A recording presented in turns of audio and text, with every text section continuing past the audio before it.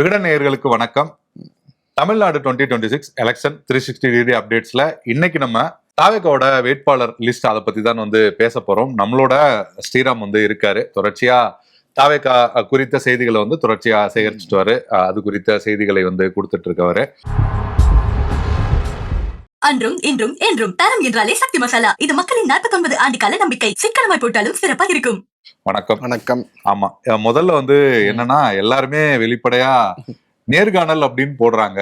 ஆனா நீங்க ஒரு 2 இதுல வேட்பாளர் இவங்கதான் அதிகபட்ச வாய்ப்பு இருக்கு அப்படிங்கிற மாதிரி ஒரு 2 கட்டுரைகள் கூட பண்ணிருந்தீங்க. சோ நேர்காணலா இல்ல அவங்கதான் வேட்பாளரா? இல்ல, மத்த கட்சிகளை பொறுத்த வரைக்கும் நேர்காணல்ங்கிறது நடக்குது. இப்ப திமுக கூட நடந்துகிட்டு இருக்குது. முதல்ல ஸ்டாலின் கூட ஒரு நாளைக்கு 7-8 மணி நேரம் உட்காந்து எல்லாரையுமே சந்திக்கிறாரு. ஒரு ஒப்புக்கா இருந்தாலும் லிஸ்ட் முடிவு பண்ணப்பட்டாலும் சந்திக்கிறாரு. பட் இங்க என்ன அப்படின்னா வெளியே சொல்லப்படுறது நேர்காணல் தான் சொல்றாங்க. ஆனா அது நேர்காணல் இல்ல. ஏன்னா விருப்ப மனு பிப்ரவரி 20ஆம் தேதி வரைக்கும் வாங்கியிருந்தாங்க. நிறைய பேர் கிட்டத்தட்ட 50,000 பேர் வரைக்கும் விருப்ப மனு வாங்கியிருந்தாங்க. ஏன்னா 100 ரூபாய் தான் விருப்ப மனு, அதனால நிறைய பேர் வாங்கியிருந்தாங்க. பட் ரிட்டர்ன் கொடுத்தது அப்படிங்கிறது ஒரு 3000 கிட்டதான் கொடுத்ததா கட்சி வட்டாரத்துல சொல்றாங்க. ஏன்னா அபிஷியலா எந்த நம்பருமே அவங்க வெளிப்படுத்தல எத்தனை விருப்ப மனு வந்துச்சு அப்படிங்கிறத. 3000 பேர் தான் அப்படிங்கிறப்போ இதை ஈஸியா நேர்காணல் நடத்தலாம். ஒரு பேட்சா கூப்பிட்டு நடத்தி முடிச்சிடலாம் அப்படின்னு தான் நடத்திடுவாங்க அப்படின்னு தான் மாவட்ட செயலாளர்கள் நினைச்சாங்க. அப்போ கூட நம்ம தலைவரை சந்திக்கலாம், நம்மளோட பிரச்சனைகளை சொல்லலாம், இல்ல தலைவர் என்ன சொல்றாரு அப்படிங்கறத நம்ம கேட்டுக்கலாம் அப்படின்னு நினைச்சாங்க. பட் என்ன அப்படின்னா அந்த வேட்பாளர் தேர்வு அப்படிங்கிறது ஒரு திரைமறைவுல தான் நடந்துச்சு. முக்கிய நிர்வாகிகள் புசி ஆனந்த், அப்புறம் ஆதவ் அர்ஜுனா, அப்புறம் கட்சியோட வியூக வகுப்பாளர் ஜானா அரிக்கசாமி, இவங்க தான் அந்த வேட்பாளர்களை தேர்வு செஞ்சு முடிக்கிறாங்க. முடிச்சுட்டு கடைசியா தேர்வு செய்யப்பட்ட அந்த பட்டியல் மட்டும்தான் விஜய் கைக்கு போகுது. அந்த தேர்வு செய்யப்பட்ட அந்த வேட்பாளர்களை மட்டும்தான் விஜய் நேரில் அழைச்சு பனையூர் அலுவலகத்துல சந்திக்கிறாரு. அவர்களே ஒரு 5 பேரா சந்திச்சு வாழ்த்து கூறி ஒரு பை கொடுத்து அனுப்புறாரு வேட்பாளர்களுக்கு. என்ன பை அப்படின்னா அந்த பைக்குள்ள அந்த தொகுதியை பத்தின முழுமையான விவரம் இருக்கும். பூத் கமிட்டி தொடங்கி எவ்வளவு வாக்காளர்கள் இருக்கிறாங்க, எந்த சமூகத்தை சேர்ந்தவங்களா இருக்கிறாங்க, நம்மளோட சர்வே முடிவுகள் என்ன சொல்லுதுன்னு சொல்லிட்டு முழுமையான விவரம் கொண்ட ஒரு புக்லெட்டும் ஒரு பென் டிரைவையும் போட்டு ஒரு பை கொடுத்து வாழ்த்து சொல்லி அனுப்புறாரு. இதுதான் நடந்துகிட்டு இருக்குது. 2 கட்டம் இப்போ வரைக்கும் முடிஞ்சிருக்குது. நம்ம பேசிட்டு இருக்க இந்த சமயத்துல கூட 3வது கட்ட வேட்பாளர்கள் தேர்வுக்கான அந்த வேலைகள் போயிட்டு இருக்குது. விஜய் கைக்கு அந்த ஃபைனல் லிஸ்ட் போய் சேரும். சீக்கிரம் இந்த வாரத்துக்குள்ள அந்த வேட்பாளர் பட்டியல் அப்படிங்கிறதையும் விஜய் வெளியிடுவார் அப்படின்னா கட்சி வட்டாரத்துல சொல்றாங்க, தகவலா சொல்றாங்க. ஓகே. ஆனா நீங்க சொன்ன மாதிரி அப்படி பார்த்தா 60, 50 ஒரு 110 வேட்பாளர் ரெடியா இருக்காங்க. கிட்டத்தட்ட ஒரு 100 வேட்பாளர் ரெடியா இருக்காங்க அப்படிங்கிற மாதிரி கூட வச்சுக்கலாம். இந்த 100 பேர்லயே கூட பாத்தீங்கன்னா விஐபி கேண்டிடேட்டா நம்ம பார்க்கலாம். விஜய் உள்ளிட்ட அது தவிர விஐபி கேண்டிடேட் யார் யாரு இப்போ வரைக்கும் பாத்துருக்காரு, யார் யாரு இப்போ வரைக்கும் அந்த லிஸ்டுக்குள்ள இருக்காங்க பார்த்தோம்னா கட்சியோட முக்கியஸ்தர்கள் எல்லாருமே சென்னையில இறங்குறது, சென்னைக்குள்ள இருக்கக்கூடிய தொகுதியில களமிறங்குறத பார்க்க முடியுது. இது சம்பந்தமா கேட்கிறப்ப என்ன சொல்றாங்கன்னா, சென்னை திமுகவோட கோட்டையா இருக்குது. லாஸ்ட் எலெக்ஷன்ல கூட 16 தொகுதி திமுக கையில தான் இருக்குது. இப்போ விஜய் திமுக வர்சஸ் தாவேகாங்கிற நரேட்டிவை தான் செட் பண்ணணும் அப்படின்னு நினைக்கிறாரு. அப்படிங்கிறப்ப திமுக பலமா இருக்கிற ஒரு மாவட்டத்துல போய் நம்ம முக்கியஸ்தர்கள் எல்லாம் இறங்கி கவனம் செலுத்தினாதான் இந்த திமுக விசஸ் தாவேகா அப்படிங்கிற அந்த நேரடி நரேட்டிவ் களத்திலையும் உருவாகும் நம்புறாங்க. ஸோ சென்னையில திமுக விசஸ் தாவேகான்னு ஒரு நரேட்டிவ் உருவாச்சு அப்படின்னா அது தமிழ்நாடு முழுக்கும் பலனை கொடுக்கும். தமிழ்நாடு முழுக்கும் திமுக தாவேகாக்கான போட்டி அப்படின்னு ஒரு பிம்பத்தை உண்டாக்கும் அப்படின்னு நம்புறாங்க. அதனால சென்னையில நிறைய வேட்பாளர்கள், முக்கியஸ்தர்கள், விஜய் உட்பட கட்சியோட முக்கியஸ்தர்கள் எல்லாம் இறங்குறாங்க. ஆனா இதுல எனக்கு ஒரு மாற்று கருத்து இருக்கு. என்னன்னா சென்னை அதுக்கப்புறம் ரெஸ்ட் ஆஃப் சென்னை அப்படிங்கிறது கம்ப்ளீட்டா மாறுபடும். இன்னொன்னு முக்கியமான தலைவர்கள் ஒவ்வொரு மண்டலமா பிரிச்சுக்கிட்டு அவங்கவுங்க ஒரு இப்ப எப்படி செங்கோட்டையன் அந்த பக்கம் இருக்காரோ அதே போல இப்ப ஆதவ அர்ஜுனா அவர் ஒரு மண்டலம், புசி ஆனந்த் அவர் ஒரு மண்டலம், இப்ப விழுப்புரம் அந்த சைடு தானே அவர் இருக்காருன்னா அப்படி பிரிச்சுட்டு வேலை செஞ்சிருந்தா அது கொஞ்சம் ஈஸியா இருந்திருக்கும் எல்லாரையும் அணுகிறதுக்கு. இதுல என்ன அப்படின்னா நீங்க சொல்ற குறைபாடு இருக்கு. இதுல அருண்ராஜ் திருச்செங்கோடு போறாரு. முக்கிய நிர்வாகி கொங்கு மண்டலத்துல பார்த்தா அவரும் செங்கோட்டையனும் மட்டும்தான் இருக்கிறாங்க. அதே மாதிரி சிடிஆர் நிர்மல்குமார் முக்கிய நிர்வாகி மதுரைக்குள்ள திருப்பரங்குன்றம் அவர் அங்க போறாரு. இதை தாண்டி முக்கிய நிர்வாகிகள் தமிழ்நாடு முழுக்க பறந்துபட்டு நிக்கிறாங்களா அப்படின்னா இல்ல. என்னன்னா இவங்களுக்கு சென்னைக்குள்ள இவங்க சர்வே முடிவுகள் லாஸ்ட் ஒரு 6 months தொடர்ச்சியா சர்வேஸ் எடுத்துட்டு இருக்காங்க. அதோட வாய்ஸ் ஆஃப் காமன்ல இருந்து ஒரு டீம் போட்டு எடுத்துக்கிட்டு இருக்காங்க. தொகுதியில இருந்து வேலை பார்க்கறாங்க. அதுல பாத்தீங்கன்னா சென்னைக்குள்ள, குறிப்பா வட சென்னைக்குள்ள எளிய மக்கள் அதிகம் இருக்கக்கூடிய பகுதிகளுக்குள்ள இவங்களுக்கு விஜய்க்கு ஒரு நல்ல செல்வாக்கு இருக்கிறது. சிறுபான்மையினர் தலித்கள் இருக்கக்கூடிய பகுதிகளில் நல்ல செல்வாக்கு இருக்கிறதா இவங்க நம்புறாங்க. இவங்களோட சர்வே முடிவுகளுமே அதை கொடுக்குது. அதை தொடர்ந்து தான் பாத்தீங்கன்னா குறிப்பா வட சென்னையை குறி வச்சு தாவேகோட முக்கிய வேட்பாளர்கள் எல்லாம் இறங்குறாங்க. விஜய் பெரம்பூர் போறாரு, ஆர்கே நகர்ல மரிய வில்சன் கல்வியாளர் அவர் சத்யபாமா. சத்யபாமா அவர் போறாரு. ஸோ அப்புறம் பாத்தீங்கன்னா மயிலாப்பூர்ல வெங்கட்ராமன் விஜயோட கூடவே கடந்த 20 வருடங்களுக்கு மேல இருக்கக்கூடியவர், கட்சியோட பொருளாளர் அவர் போறாரு.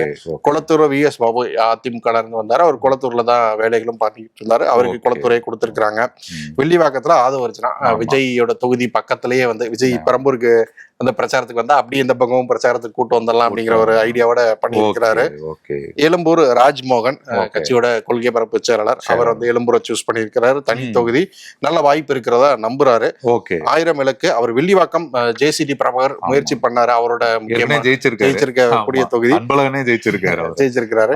ஆனா என்ன அப்படின்னா ஆதவ் வந்து வெள்ளிவாக்கத்துல போட்டியிட விருப்பப்பட்டதுனால ஜேசிடி பிரபாகர் 1000 விளக்க நோக்கி நகர்றாரு. அப்புறம் வந்து பாத்தீங்கன்னா டி நகர் முக்கியமான நபர், நம்பர் 2. எனக்கு இதுல நீங்க சொன்ன மத்த லாஜிக்லாம் கூட எனக்கு ஓரளவுக்கு ஓகேவா இருக்கு. ஏன்னா ஆர்கே நகர் அப்படி சொல்றது, அப்புறம் அந்த ஏடிஎம்கே ஓட்டு இல்ல பழைய ஜேபிஆர் அந்த ஃபார்மேட், இல்லைன்னா மயிலாப்பூர்ல வெங்கட்ராமன்னா சமூகம் சார்ந்து கூட ஒரு கணக்கு இருக்கலாம். விஎஸ் பாபு குளத்தூர்னா அவர் அந்த ஏரியா தான். அப்படி எல்லாமே ஓரளவுக்கு லாஜிக் எல்லாம் புரியுது. டி நகர் புஷி ஆனந்த் என்ன லாஜிக் தெரிஞ்சுக்கணும். டி நகர்ல பாத்தீங்கன்னா ஏற்கனவே அதிமுக பாஜக தான் வலுவா இருக்கிறாங்க. போன வாட்டி அதிமுக டி நகர் சத்யா அவர் வந்து பாத்தீங்கன்னா 130 ஓட்டுக்குள்ளதான் தோத்தாரு.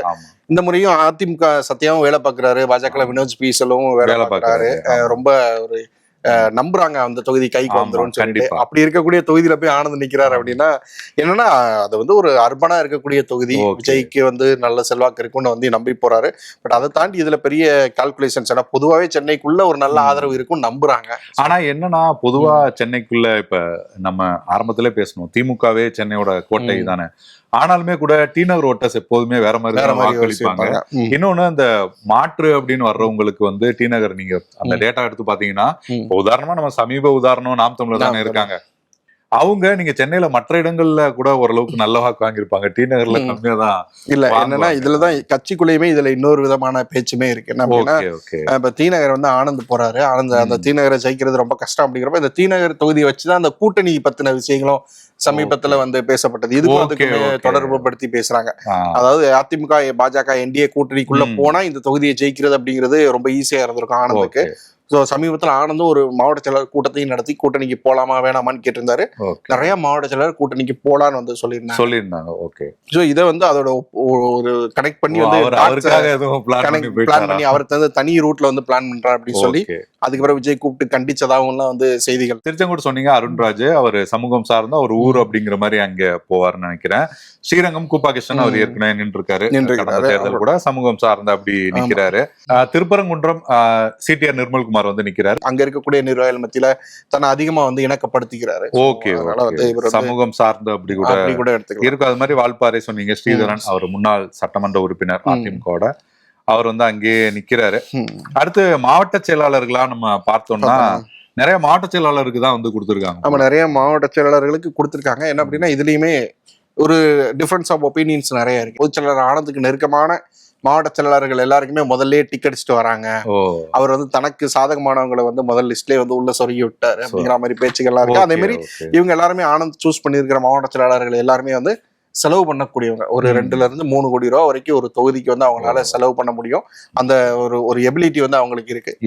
இல்லைனாலுமே அவங்கள பேக் பண்றதுக்கு வேற ஒருத்தர் ரெடியா வந்து இருக்கிறாங்க அப்படிங்கிற மாதிரியான வேட்பாளர்களை மட்டும்தான் வந்து அறிவிச்சிருக்காங்க. அது இல்லாம பணம் செலவழிக்கிறதுக்கான ஒரு இது இல்ல, ஒரு ஆதாரம் இல்ல அப்படிங்கிற வேட்பாளர்கள் பெருசா இந்த பட்டியல வந்து இல்ல அப்படிங்கிறது இல்ல. ஆமா, அப்படி பார்த்தோம்னா அரியலூரோட மாவட்ட செயலாளர் சிவகுமார் அவரு, தஞ்சாவூர்ல வந்து சரவணன் மத்திய மாவட்ட செயலாளர். ஆமா, இந்த கவிதை எல்லாம் பாடுவாரு, அவரை நல்லா தெரியும்.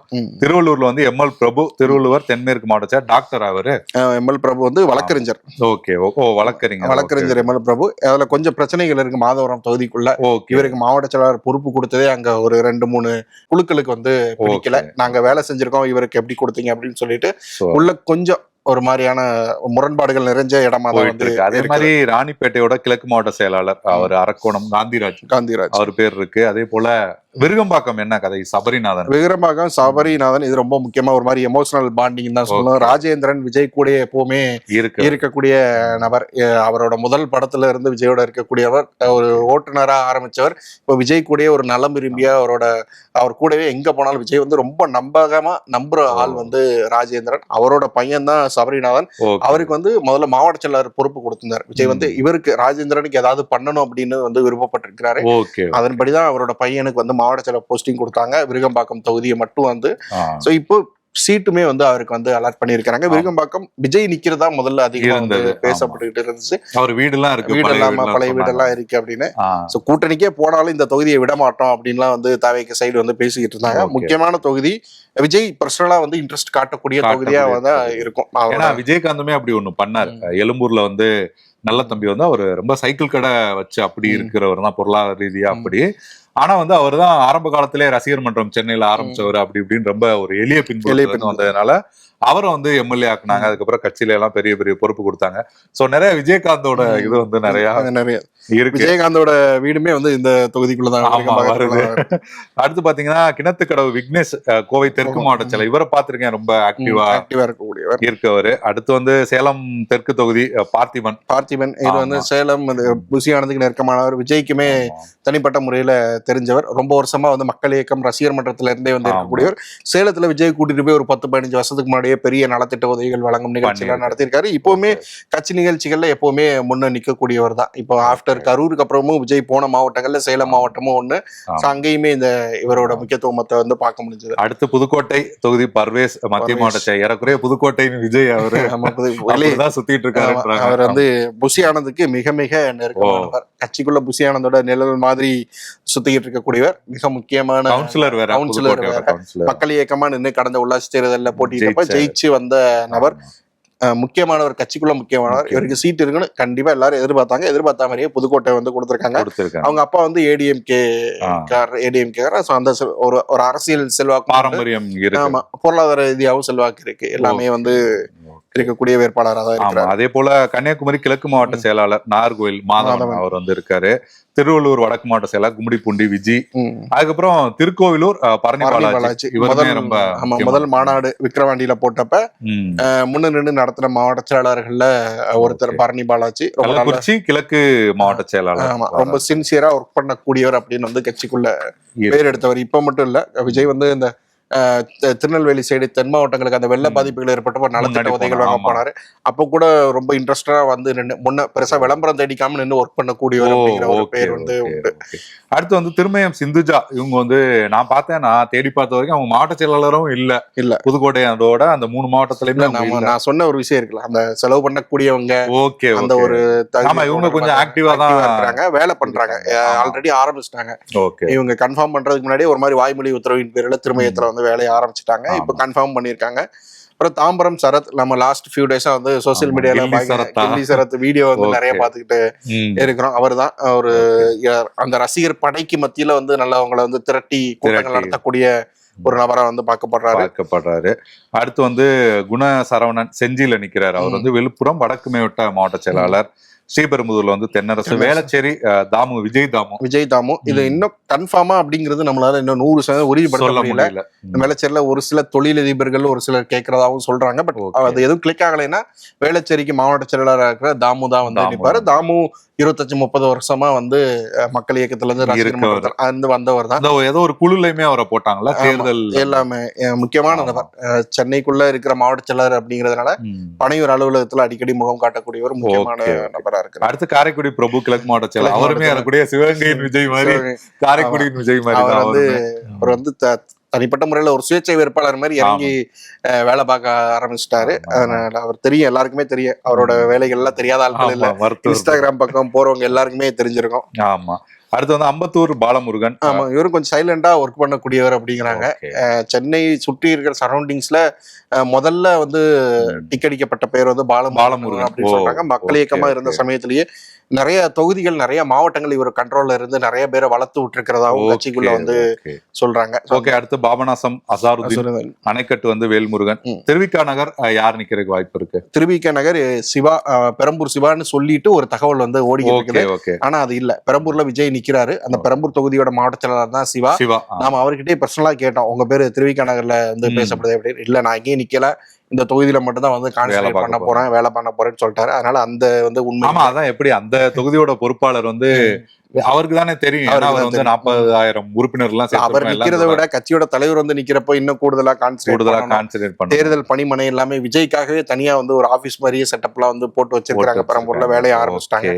சோ திருவிக நகர் இன்னும் முடிவு ஆகல. பட் யார் வராங்க அடுத்து பார்த்தோம்னா மதுரை மேற்கு விஜயன்பன் கல்லானை எல்லாருமே நமக்கு தெரியும், தெரிந்தவர் தான். இது நான் முன்னாடி சொன்ன மாதிரி புஷி ஆனதுக்கு நெருக்கமானவர்களோட கோட்டா முக்கியஸ்தர்கள் மதுரை மாநாடு நடத்தி இருந்தாரு. மதுரை மாநாட்டு நடத்தினதுல முக்கியமான முகம் முன்னிருந்து நடத்தினது இவர் தான், விஜய் அன்பன் தான். அடுத்து சோழிங்கநல்லூர் சரவணன். சோழிங்கநல்லூர் ஆலந்தூர் 2 தொகுதி அவர் கீழே வருது. சோழிங்கநல்லூர் அவருக்கு வந்து கொடுக்கப்படும் பெரிய தொகுதி, தமிழ்நாட்டுல பெரிய தொகுதி, கவனமா இருக்க வேண்டிய. இன்னொன்னு சில சர்வே எல்லாம் வந்து சோழிங்கநல்லூர் டிவிகேக்கு வந்து நல்ல ஒரு வாக்குகள் இருக்குதா. சென்னை முழுவதும் சென்னையை சுத்தியுமே வந்து டிவிகேக்கு நல்ல அவங்களோட இது பொறுத்த வரைக்கும் அதான். சென்னை சுத்தி இருக்கிற பகுதிகளில் அதிமுகவும் 3வது இடத்துக்கு தள்ளி நாம 2வது இடத்தை வந்து பிடிச்சு நாம தான் திமுகவுக்கு அடுத்து நாம தான் அப்படிங்கறத நிரூபிச்சிடணும். தலைநகரத்துல நம்மளோட கொடி நாட்டின்னு அப்படிங்கறதா தாவேக்கோட விருப்பமா இருக்கு. அதை நோக்கிதான் வந்து போய்கிட்டு இருக்கிறாங்க. அடுத்து கரூர் மதியழகன், கண்டிப்பா அவருக்குமே அவர் வந்து ஒரு சென்டிமெண்டான காரணம் வந்து இருக்கு. அது போல ஈரோடு கிழக்கு பாலாஜி, செங்கோட்டையன் கூட அடிக்கடி வந்து பாத்திருப்பீங்க. இப்ப அவரோட இது கோவை வடக்கு சம்பத்குமார், துரைமுகம் வந்து விஜயகுமார் அவர் தானா. துறைமுகமும் வந்து இந்த மாதிரிதான் மாதவரத்துக்கு சொன்ன மாதிரி 2-3 கும்பல் கடையில கோஷ்டி முதலா இருக்குங்கிற மாதிரி. இங்கேயுமே துறைமுகத்துக்குள்ள பாத்தீங்கன்னா மக்கள் இயக்கமா இருந்து வேலை பார்த்தவங்க வேற நபர்கள். ராஜேஷ்குமார்னு சொல்லிட்டு 2 ராஜேஷ்குமார் இருக்காங்க, அவங்க தான் வேலை பார்த்தவங்க. ஆமா, அந்த பொறுப்பாளர்களே 2 பேர். ஆமா, அதுக்கப்புறம் துறைமுகம் விஜயகுமார் கடந்த ஒரு வருடமா அந்த தொகுதிக்குள்ள வேலை பார்த்துட்டு இருக்கிறாரு. அட்வொகேட் ஒரு வருடமா வேலை பார்க்கிறாரு. சமீபத்துல சேகர் பாபுவோட ஆட்கள் கூட ஒரு தகராறு ஏற்பட்டிருக்கும் அதுல சம்பந்தப்பட்டு வந்தவர் இந்த விஜயகுமார் தான். இவர் தான் வந்து சீட்டுக்கு வந்து ரொம்ப கடுமையா வந்து முயற்சி பண்ணிட்டு இருந்தாரு. ஆனா சினோரா அசோக் குமார்னு சொல்லிட்டு இப்ப இந்த ரஜினியை பத்தி ஆதவ் பேசி வந்து சமயத்துல ஆதவ் ஸ்டேஜ்ல வச்சுட்டே வந்து ஏன் இப்படி பேசுனீங்கன்னு கேட்டாரு இல்லையா. அந்த அசோக் குமாருக்கு தான் வந்து இப்போ வந்து துறைமுகத்தை வந்து உறுதி பண்ணி இருக்கிறதா சொல்றாங்க. அப்படி கேட்டுமே சீட்டு தராங்க. இல்ல, அது ஆதவோட சிபாரிசு அப்படின்னு சொல்றாங்க. ஏன்னா கட்சிக்குள்ள வந்ததே கடந்த 1-1.5 மாசத்துக்கு முன்னாடி தான் கட்சிக்குள்ளேயே வராங்க. ஆதவோட சிபாரிசுல தான் உள்ள வராரு, ஆதவ தான் உள்ள கூட்டு வராரு. சோ ஆதவோட கோட்டாவுல வந்து நீங்க சொல்ற பாத்தீங்கன்னா நிறைய கோட்டா இருக்கு போல. விஜயானந்த் அவரோட கோட்டா, நிறைய கோட்டாவோட கோட்டா அப்படின்னு சொல்லி நிறைய கோட்டா இருக்கு. விஜயோட கோட்டா யாரு? விஜயோட கோட்டா வந்து இருக்கு, அது ஒரு ஆள் இருக்காரு. அப்படிங்களா? ஓகே. அடுத்து பாத்தீங்கன்னா குளச்சல் பிரேம், தர்மபுரி சிவன், பொன்னேரி வந்து அம்பிகா, சேந்தமங்கலம் வெங்கடேஷ், முசிறி கார்த்திக், தென்காசி ராஜபிரகாஷ். அவர் வந்து ஒரு தொழிலதிபர், மாவட்டத்துல வியாபாரம் பண்ணக்கூடிய ஒரு 4-5 பெரிய ஷோரூம்ஸ் வச்சிருக்கதா சொல்றாங்க. நல்ல செல்வாக்கு, அதே மாதிரி செல்வாக்கு படைச்சவங்களுக்கு தான் சீட்டு முதல் இது வந்து கொடுத்துருக்காங்க.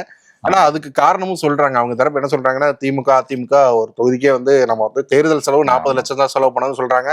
ஆனா நம்ம எல்லாருக்குமே தெரியும், ஒரு 10 கோடி 20 கோடி ரூபாய் அள்ளி இறக்கிறாங்க.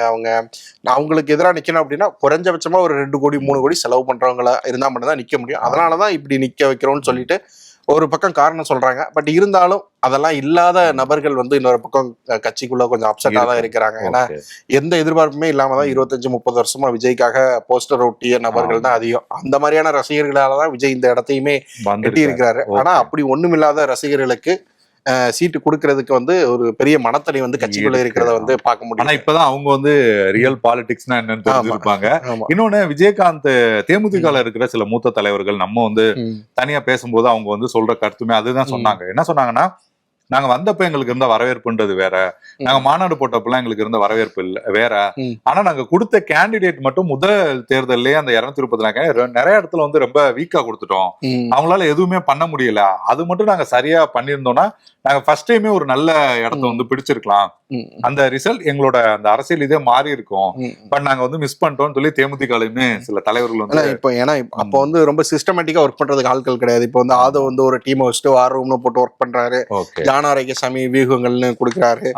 அதெல்லாம் இருக்க போய் இப்போ வந்து செலவு பண்ணாதான் நிக்க முடியும் அப்படிங்கறத ஒரு பெரிய கிரைட்டீரியாவை வச்சு வேட்பாளர்களை வந்து தேர்ந்தெடுத்துட்டு இருக்காங்க. அந்த இடம் பார்த்தீங்கன்னா கோயம்புத்தூர்ல கனிமொழின்னு ஒரு வேட்பாளர்லாம் வச்சிருக்காங்க. கட்சிக்கு அவங்களுக்கு என்ன சம்பந்தம் இருக்குன்னு கட்சிக்காரங்களுக்கே வந்து தெரியல. ஒரு ஆஸ்ட்ராலஜர்னு வீடியோ எல்லாம் போட்டுட்டு இருக்காங்க. ஒரு கிரானைட் பிசினஸ் பண்றதா சொல்றாங்க. இந்த மாதிரி நிறைய பேர் வந்து இருக்கிறாங்க உள்ள. பட் இதுல ஒரு அதிருப்தியும் எழும். இதை தாண்டி வந்து தாவேக்கா எப்படி சாதிக்க போறாங்க அப்படிங்கறதுதான் பெரிய கேள்வி. களத்துல ஒர்க் பண்ண போறது போறது வேட்பாளர்கள் இவங்களா இருந்தாலும் ஒர்க் பண்ண போறது அந்த ரசிகர்கள் தான், தொண்டர்கள் தான், போஸ்டர் ஒட்டின ரசிகர்கள் தான் களப்பணி ஆற்றணும். அவங்க ஒரு அயற்சி அடைகிறப்ப அது எப்படி இருக்கும் அப்படிங்கிறது தெரியல.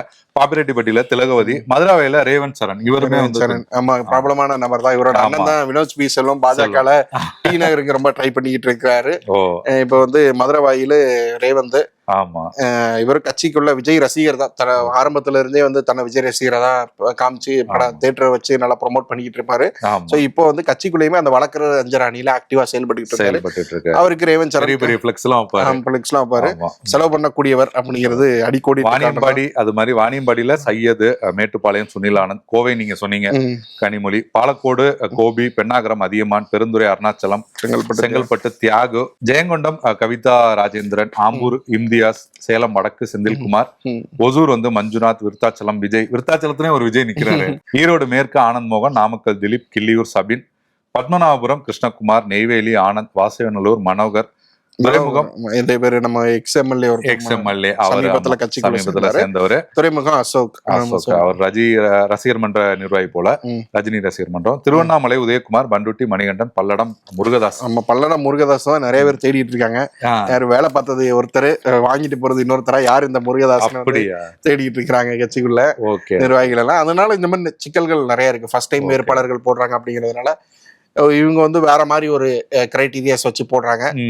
நம்ம நிர்வாகிகளும் தொண்டர்களும் எதிர்பார்க்கிற கிரைட்டீரியாஸ் வேறையா இருக்கு அப்படிங்கிறதுனால ஒரு சின்ன ஏமாற்றம் இருக்கிறத வந்து பார்க்க முடியுது, அதிருப்தி இருக்கிறதா. பட் இன்னும் 100 தொகுதிகள் இருக்கு அப்படிங்கிறதுனால அதோட வேட்பாளர்கள் என்ன மாதிரி தேர்ந்தெடுக்கப்படுறாங்க அப்படிங்கறத வந்து நாம பார்த்து எப்படி இருக்குன்னு முடிவு பண்ணலாம். இதுல பெருவாரியா வந்து அந்த மாவட்ட செயலாளர்கள் அவங்களுமே அந்த பகுதியில வேலை பார்த்தவங்களா இருப்பாங்க. அவங்களுக்கு வந்து கிடைச்சிருக்கு. மத்திய மாவட்டத்துல யார் அந்த முக்கியமான இடத்துல இருக்காங்களோ அவங்களுக்கு கிடைச்சிருக்கு. இதுல என்னன்னா முழுமையா மாவட்ட செயலாளர்கள் புறக்கணிக்கப்பட்டிருக்காங்க, நிர்வாகிகள் புறக்கணிக்கப்பட்டிருக்காங்கன்னு இல்ல. விஐபிஸ் நிறைய பேர் மாற்று கட்சியில இருந்து வந்தவங்க நிறைய பேருக்கு சீட்டு கொடுக்கப்பட்டிருக்கு. பணம் இருக்கிற நிறைய பேருக்கு சீட்டு கொடுக்கப்பட்டிருக்கு. ஒரு சிலர் தான் இந்த கிரைட்டீரியாஸ் எல்லாம் தாண்டி வந்து நல்ல வேலை பண்ணக்கூடியங்க, பணத்தை எல்லாம் தாண்டி வந்து அவங்களுக்கு வந்து கொடுக்கப்பட்டிருக்கு. ஸோ அதனாலதான் வந்து அந்த மாதிரியான பேச்சுக்கள் கட்சிக்குள்ள எழுந்திருக்கு. குறிப்பா டவுன் சவுத்துல இன்னும் வந்து தொண்டர்கள் வந்து நிர்வாகிகள் வந்து கொஞ்சம் அப்செட்டா இருக்கிறாங்க. ஏன்னா கட்சியில இருந்து மொத்தமா துண்டி படைஞ்சு இருக்கிற மாதிரி இருக்குது. எந்த நிகழ்ச்சிகளும் பெருசா இல்ல, மதுரை மாநாட்டை தவிர பெருசா எதுவுமே இல்ல. அப்புறம் நேர்காணல், வேட்பாளர் நேர்காணலுக்குமே நேரில் அழைக்கப்படல விண்ணப்பிச்சவங்க அப்படிங்கிறதுனால அவங்க இன்னும் கொஞ்சம் அப்செட்டா இருக்கிறாங்க. ஸோ அதையெல்லாம் கட்சி தலைமை உணருமா அப்படின்னு வந்து கேட்டுக்கிட்டு இருக்கிறாங்க. அது மாதிரி விஜய் சந்திச்சு பேசுறாரு. இவங்க எல்லாரையுமே வந்து 5 பேரா கூப்பிட்டு ஒரு அறைக்குள்ள கூப்பிட்டு வாழ்த்து சொல்லிதான் அந்த பேக்கை கொடுத்து விட்றாரு. கொடுத்து விட்றப்ப அவர் என்ன சொல்றாரு அப்படின்னா, நான் வந்து மக்களுக்காக தான் வந்து சினிமாவை விட்டுட்டு வந்துட்டேன். நான் மட்டும் ஜெயிச்சா போறாது, நீங்களும் எல்லாரும் ஜெயிக்கணும். நம்ம வந்து ஓட்டை பிரிக்கிறதுக்காகவோ ஒரு பர்சன்டேஜ் காட்டுறதுக்காக வரல, ஆட்சியை பிடிக்கிறதுக்காக வந்திருக்கோம். உங்க எல்லாரையுமே நான் எம்எல்ஏவா வந்து பார்க்கணும். நம்ம வந்து ஒரு புதிய வரலாற்றை படைக்கணும், லெட்ஸ் மேக் ஹிஸ்டரி அப்படின்னு வந்து உள்ள வந்து ரொம்ப உற்சாகமா பேசி அனுப்பியிருக்காரு. குறிப்பா என்ன சொல்றாருன்னா, இதுக்கு அப்புறம் நீங்க வேட்புமனு தாக்கல் பண்றப்போ, பிரச்சாரத்துக்கு போறப்போ இன்னும் நிறைய பிரச்சனைகள் வரும். அதெல்லாம் வந்து நாம வந்து தைரியமா எதிர்கொள்ளணும். தைரியமா போய் பிரச்சாரம் பண்ணுங்க, உற்சாகமா செயல்படுங்கன்னு சொல்லி ஒரு மாதிரி ரொம்ப பூஸ்ட் பண்ணி அனுப்பி விடுறாரு வெளியே.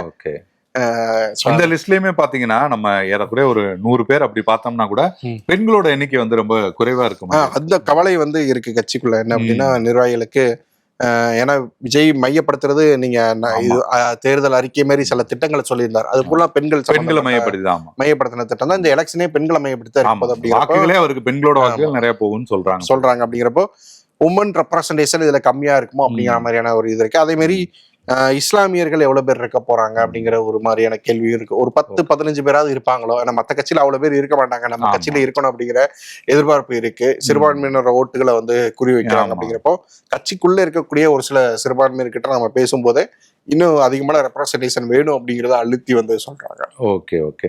வேற இப்ப நீங்க சொன்ன மாதிரி நிறைய முன்னாள் அமைச்சர்கள், மூத்த தலைவர்கள், ஓரளவுக்கு ஒரு எக்ஸ்பீரியன்ஸ் இருக்கவங்க எல்லாம் இருக்காங்க. ஈவன் முக்கியமா பார்த்தோம்னா செங்கோட்டையன் இருக்காரு, கூப்பா கிருஷ்ணன் எல்லாம் இருக்காங்க. அவங்க கிட்ட அந்த வேட்பாளர் ரிலேட்டடா ஏதாவது டிஸ்கஷன் எல்லாம் பண்றாங்களா? வேட்பாளர் சம்பந்தமான விஷயங்களை வந்து செங்கோட்டையனை பொறுத்த வரைக்கும் பாத்தீங்கன்னா 4 மாவட்டத்துக்கு கொங்குல அதுல அவர் தான் பொறுப்பாளர். அதுல ஒரு சில தொகுதிகள், ஒரு 10-15 தொகுதிகள்னு கூட எடுத்துக்கலாம். அதுக்கான முடிவுகளை அவர் வந்து எடுக்கிறத வந்து பார்க்க முடியுது.